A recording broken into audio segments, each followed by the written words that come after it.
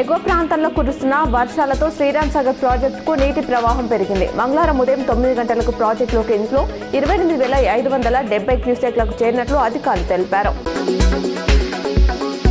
కామారెడ్డి, జగిత్యాల, ఉమ్మడి ఆదిలాబాద్, ఖమ్మం, భద్రాద్రి, ములుగు, భూపాలపల్లి తదితర జిల్లాలో వర్షాలు కొనసాగుతున్నాయి. కామారెడ్డిలో అత్యధికంగా 18 సెంటీమీటర్ల వాన పడింది. రాత్రి కురిసిన భారీ వర్షాలకు పిట్లం, తిమ్మానగర్, అచ్చంపేట, నిజాంసాగర్ సహా పలు మార్గాల్లో రాకపోకలు నిలిచిపోయాయి.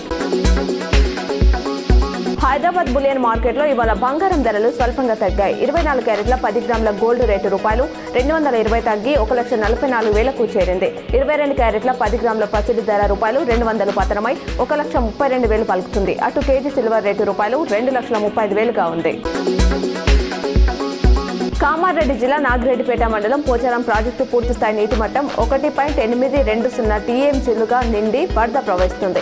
గతేడాది సైతం ప్రాజెక్టు పై నుంచి వరద ప్రవాహం తీవ్రంగా కాగా ప్రాజెక్టు వద్ద భారీ గుంత ఏర్పడింది. తాత్కాలిక మరమ్మతులు చేపట్టి గుంతలు పూడ్చగా ప్రస్తుతం శాశ్వత మరమ్మతులు బడ్జెట్ శాంక్షన్ అయ్యి అనుమతులు వచ్చాయని డిఈ కృష్ణయ్య తెలిపారు. ఇందల్వాయి మండలం సంస్థాన్ సిన్నపల్లిలోని జానకిబాయి పెద్ద చెరువుకు అకాల వర్షాలతో చిలకలు సంతరించుకుంది. చెరువులోకి భారీగా నీరు చేరడంతో వాటర్ ఫాల్ ఏర్పడి కనువిందు చేసింది. ఈ దృశ్యాన్ని తిలకించేందుకు గ్రామస్తులు పెద్ద సంఖ్యలో తరలివచ్చారు.